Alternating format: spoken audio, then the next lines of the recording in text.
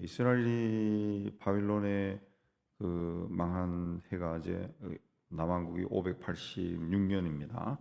586년.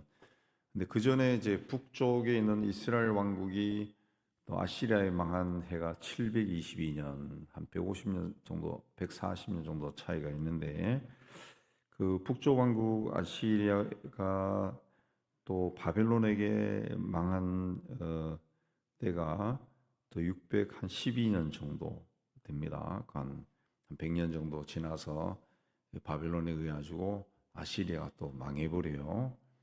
그 후에 이제 패권을 차지한 것이 이제 바벨론 제국이죠.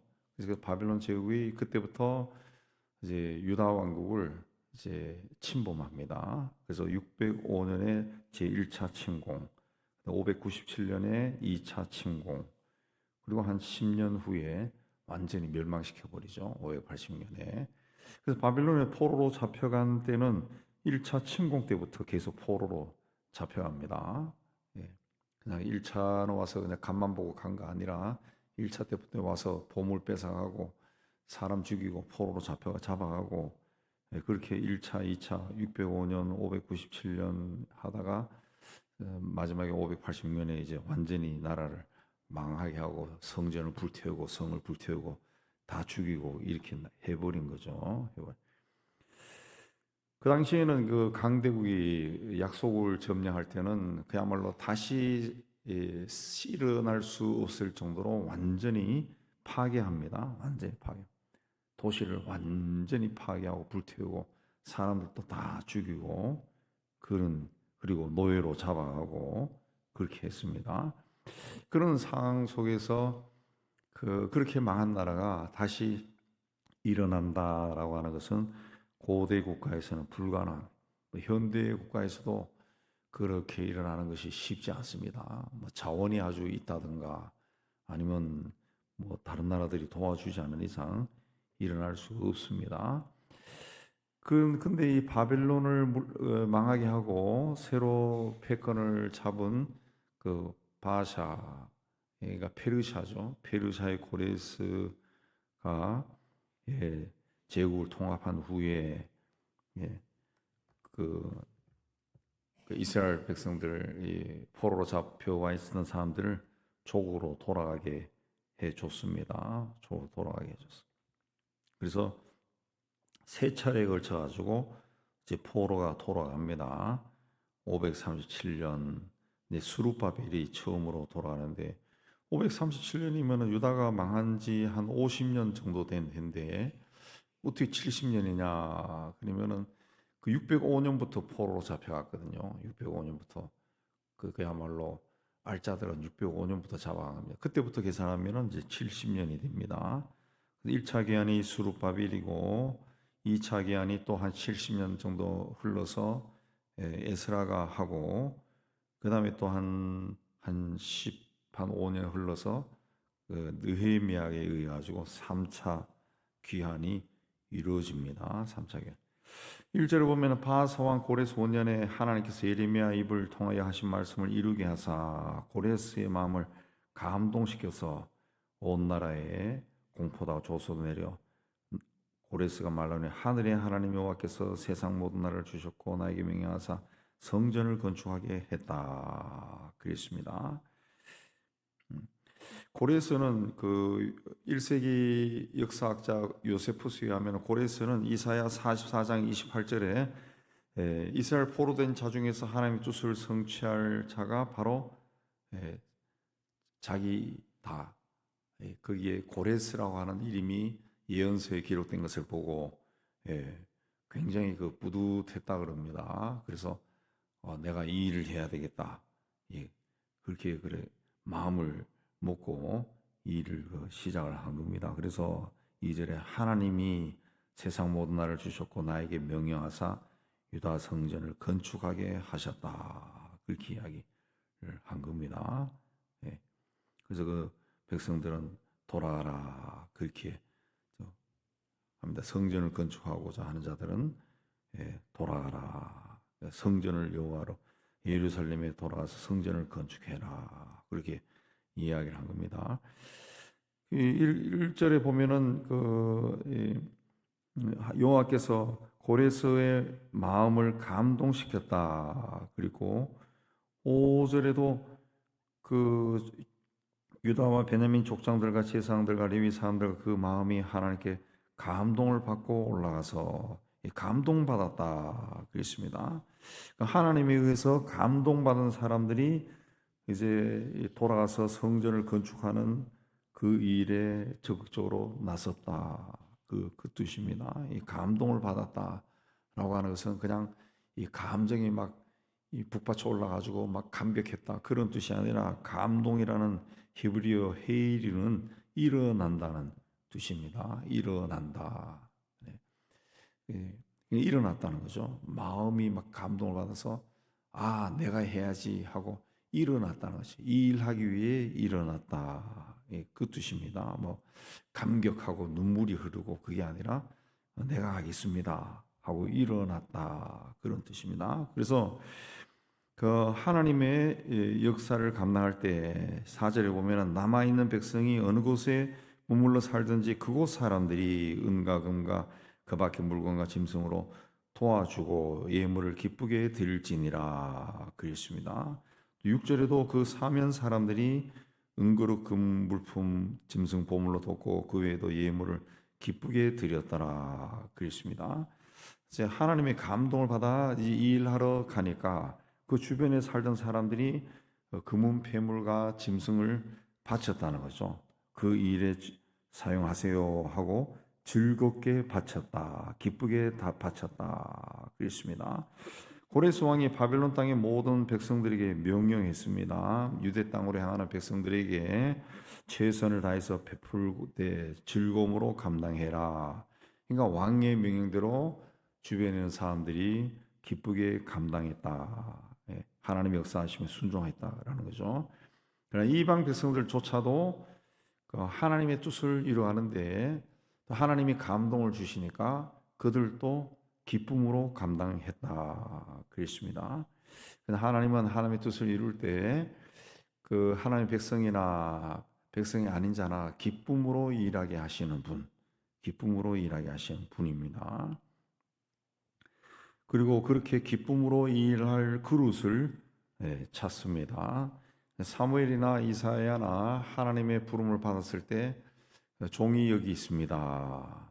주의 종이 듣겠습니다.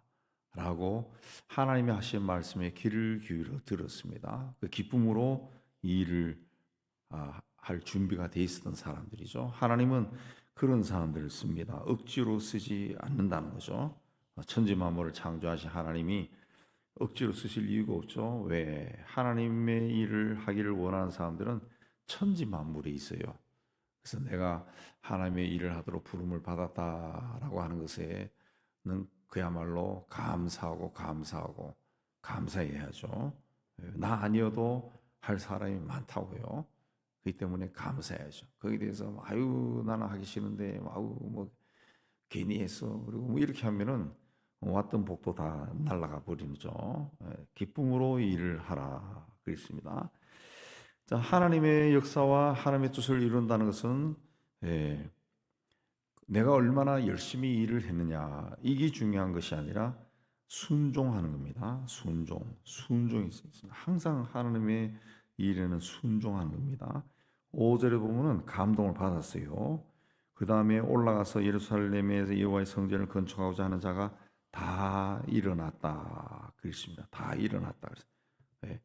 그냥 가서 건축하라 그렇게 하니까 그 건축하기를 원했던 사람들이 일어났다. 결단하고 내가 따라가겠습니다 하고 나섰다라는 거죠. 나섰다. 그래서 스룹바벨에 의해 가지고 따라간 겁니다. 사람들이 막 금은 보물과 짐승들을 하고 예물을 막 바치고 또 고레스 왕도 옛날 바벨론의 성전에서 예루살렘 성전에서 가지고 온 물건들을 다 찾아가지고 내놨어요. 그래서 유다 총독 세스바살에게 넘겨줬다. 세스바살이라는 사람은 그 스룹바벨의 그 바벨론식 이름입니다. 바벨론식 이름이에요. 옛날 우리나라 창세기에 했던 것처럼 스룹바벨입니다. 스룹바벨. 그 요시야 스룹바벨은 요시야의 둘째 아들의 예, 증손자입니다. 증손자. 요시야의 첫째 아들은 그 아버지가 요시야가 이제 애굽 사람들이 애굽이 바벨론하고 전쟁하러 갈 때 그걸 자기 땅 통과하겠다 하니까 왕이 어떻게 이걸 가만히 보고 있어요. 그래서 같이 나가서 싸웠다가 전사합니다. 전사한 후에 첫째 아들이 왕이 되었는데 석 달 만에 애굽 왕이 포로로 잡아가 버리죠. 그래서 또 다른 둘째 아들이 또 왕이 되었다가 한 11년 정도 왕으로 했다가 이번에는 바벨론이 이제 완전히 힘을 회복해서 공격해서 들어와서 둘째 아들 왕을 또 잡아가요. 예. 그리고 그의 아들 8살 된 아들이 왕이 되었다가 또 죽고 그 다음에 이제 넷째 아들이 또 왕이 돼 시드기야 마지막 왕이 되죠. 그 요야김이 그 11년 통치하고 바벨론 포로로 잡혀갑니다. 예. 그의 아들이 이제 요고냐고 그 아들이 이제 부다야고 그 다음에 그 아들이 수룹바벨입니다. 그렇게 수룹바벨도 이제 그 나라가 평안했으면 왕이 될 수 있는 그런 사람이죠. 그런 사람. 예. 그러니까 성경의 사건도 그냥 엉뚱한 사람들이 나서 가지고 지휘해 가지고 뭐 이루고 그런 게 아니라 그 다 보면은 그 왜 사람들이 스룹바벨 밑으로 모이느냐 그 왕이기 때문이죠. 왕족이죠. 왕족. 그 정통성이기 때문에 그게 모여서 같이 일을 한 겁니다. 그렇게 해서 이제 이 다 가지고 이제 모인 것들이 몇 개다 그 그릇을 다 세스바살이 그 그릇들을 다 가지고 갔더라. 이건 뭐냐? 바벨론에서 예루살렘을 데려갈 때에 사로잡힌 자를 갈 때 바벨론 예루살렘 데려갈 때 세스바살이 그것들을 다 도로 다 찾아서 가져갔다. 그렇게 해서 이제 성전 재건의 역사가 시작이 되는 겁니다. 이 성전 재건은 어느 날 갑자기 성전을 제거해라 그런 게 된 것이 아니라 하나님의 어떤 계획 속에서 이 선지자들의 예언이 있었고 70년 안에 돌아올 것이다 했는데 정말 정확하게 70년 만에 다시 조국으로 돌아갑니다. 돌아갈 때 옛날 뺏긴 것들을 다 가지고 돌아가는데 그냥 돌아가는 것이 아니라 그걸 기뻐하며 따라가는 사람들이 있었다는 거죠. 한 70여 년의 세월이 흐르면은 그 바벨론에서 이미 정착한 사람들 다 정착해서 나름대로 포로지만은 옛날 포로들은 뭐 그냥 농장에서 노예만 하는 그런 자들이 아니라 각기 자신의 달란트에 따라 가지고 왕궁에서 일하는 사람도 있었고 기술자도 있었고 그 다양하게 그 사회를 뒷받침하는 그런 일을 한 사람들이죠. 일을 한 사람. 심지어는 로마 황제들의 과정교사가 다 노예였다 그러죠. 노예인데 다 전쟁에서 나라가 망한 애가 끌려온 다른 나라 학자들이죠. 그런 사람들이 다 지탱했는데 이런 사람들이 이제 그 자신의 바벨론에서 이룬 것을 다 버리고 다시 고국으로 돌아갔다 그 이야기입니다. 뭐 저희 주변에도 그 미국이나 이런 데 가서 공부하다가 거기서 주저앉아서 목회하다가 이제 다 은퇴했죠. 은퇴한 우리 동기들 친구들이 있어요. 가서 산 지가 한 30년 정도 되죠. 선교사로 나온 사람도 30년 한 이 정도 되는데 그 사람들 중에 이제 그쪽을 정리하고 한국에 들어오는 사람들도 꽤 많습니다. 꽤 많습니다. 그래서 한국에 들어와서 역시 한국이 좋아 그런 사람들이 참 많던데 그냥 그게 아무리 틀을 잡고 뭐 일가를 이뤘다 할지라도 그도 자신의 조국으로 돌아오는 거죠. 그래서 이 스룹바벨과 함께 사람들이 많이 돌아온다는 거죠. 그래서 중요한 것은 우리도 살아갈 때 하나님의 그 뜻을 이루는 것에 이제 초점을 맞추고 산다. 그렇게 하면 하나님이 나를 세상에 보내신 이유가 무엇일까? 그걸 늘 생각하면은 하나님이 언젠가는 말씀하신다. 그럼 거기에 대해서 순종해야 됩니다. 순종. 그렇게 하면 하나님의 뜻이 나를 통해 이루어지는 거죠. 근데 순종하려고 그러면은 내가 지금 가지고 있는 것을 버려야죠. 버려야죠. 아유, 그럼 버리려고 그러면 이 아까운 걸 어떻게 버려? 하나님은 그 뭔가 이 이상한 성격의 그 이상한 성격을 소유자가 아니에요. 뭐 우리를 그냥 막 이상하게 만들면서 헌신하게 하는 그런 분이 아니라고. 합리적으로 정말 버려야 할 것은 버리고 우리 하나님 앞에 서게 만들고 이 헌신하게 하고 만들고 그러지. 하나님이 그 헌신한다, 너희에게 있는 것을 바쳐라 했을 때 그냥 모든 그 물질적인 재산을 막 다 바쳐라, 그것이 아니죠. 그렇게 하는 하나님은 그 이단들이 믿는 하나님입니다. 그래서 어저께도 어, 어저께 또 친구 모친이 돌아가셔가지고 분당 서울대병원 잠깐 저녁에 문상하고 오는데 그쪽 갈 때도 보니까 하나님의 교회 무슨 센터가 뭐 어마어마한 게 하나 또 보이더구만. 그런 이단 사이비들은 네 재산 다 바쳐라 그렇게 하지만은 그 헌신을 교묘하게 해석해서 원래 성경에서 헌신은 그거 그렇게 하는 게 아니죠. 예.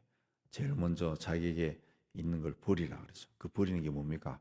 좋지 않은 습관들, 세상적인 마음들, 그걸 먼저 다 정리하고 그다음에 하나님께 헌신할 때는 그 물질만이 하나님 보실 때는 물질을 중요하게 생각하지 않는 것 같아. 물론 중요하게 생각하지만 하나님이 제일 중요하게 생각하는 것은 나를 바치는 거죠. 나를 바치. 내가 바쳐지면은 나와 함께 나의 시간과 물질이 따라오는 거지. 나를 바치는 거야. 내가 정말 주님을 위해 살겠습니다. 예. 그렇게 하고 난 다음에 이제 내가 시간이 들어가는 거고, 뭐 교회 와서 뭐 청소하는 것도 시간이 드는 거고, 교회 와서 교사로 일하는 것도 교사 일하기 위해서는 전날 또 공부해야죠. 그 시간이 드는 거고, 때로는 물질 헌금도 해야 되는 거고, 그런 것들이 이제 점점 정직해지는 거죠. 정직해지. 하나님이 우리를 사용할 때 단계별로 이렇게 성숙시켜서 사용하지, 그냥 무식하게 지금 결단하면 안 됩니다 하고 해서 다 뺏어가는 그런 분이 아니라고요. 단계별로 해서 또 성서의 메시지를 일관되이 이해하면은 하나님이 우리를 복의 근원으로 축복할 때도 그냥 너는 복의 근원이야 해서 다 뺏어가는 게 아니라 나에게 복을 주시죠. 계속 주시는 거예요. 그럼 그걸 가지고 사용하라는 거지. 그러니까 하나님께 헌신된 사람들은 그런 삶을 사는 거예요. 그런 삶을 그냥 무조건 다 갖다 바치고 나는 그냥 옥수수 까먹고 살고 옥수수 가루로 죽 써먹고 살고 그게 헌신이 아니라 우리가 헌신하면 하나님이 내가 하는 일을 정말 잘 되게 해주고 그래서 그걸로 다시 하나님 앞에 바치고 또 하나님은 그걸로 또 일을 하고 복음을 전하고 또 바친 사람 잘 되게 해주고 그렇게 해서 하나님이 사용하는 겁니다. 하나님 사용하는 것에. 예. 전쟁의 하나님도 똑같은 겁니다. 전쟁에서 이기게 해주고 그 다음에 또 그 선정을 베풀게 해주고 백성들이 좋아하게 만들고 그러면 땅이 또 넓어지고 그렇게 해서 점점 나라가 넓어지고 그렇게 하는 것이 그냥 일반 세속사처럼 그냥 다 그냥 싸그리 다 죽이고 노예로 팔아먹고 하나님은 그렇게 하신 분이 아니라고. 그래서 구약 성경에 항상 나오는 말이 뭡니까? 너희가 옛날 애굽에서 노예였던 적을 생각해라. 예. 그래서 너희 종들, 너희 그 땅에서 우고하는 이방인들 나그네들 무시하지 말라. 그 이야기. 항상 하나님은 그 이야기를 합니다. 항상 그걸 그래서 이 절기 때도 제사를 지내고 즐길 때도 항상 그 이방인들 초대해서 같이 먹어라 그렇게 이야기하잖아요. 그러니까 성서의 메시지를 잘 알고 있으면은 바르게 사는 거고 그렇지 않으면은 엉뚱한 길로 나가고 이단 사이비는 꼭 이상하게 해석해서 사람들의 삶을 올가맵니다. 오늘 말씀 보면은 다 왕도 백성들도 하나님의 마음에 감동을 받았어요. 감동을 받고 그 일에 헌신합니다. 어떻게 해요? 기쁜 마음으로 헌신합니다. 물질을 바쳐도 기쁜 마음으로 다시 고국으로 돌아가라. 가서 일할 사람 나오세요. 그러니까 기쁜 마음으로 막 일어서 나오는 겁니다. 그 사람들이 2장에 기록이 되어 있습니다. 우리도 하나님 마음의 감동을 받아서 하나님이 우리에게 말씀하신 것을 아멘 하고 기쁨으로 잘 감당하여 은혜와 복을 받아 누리기를 주의 이름으로 축복합니다.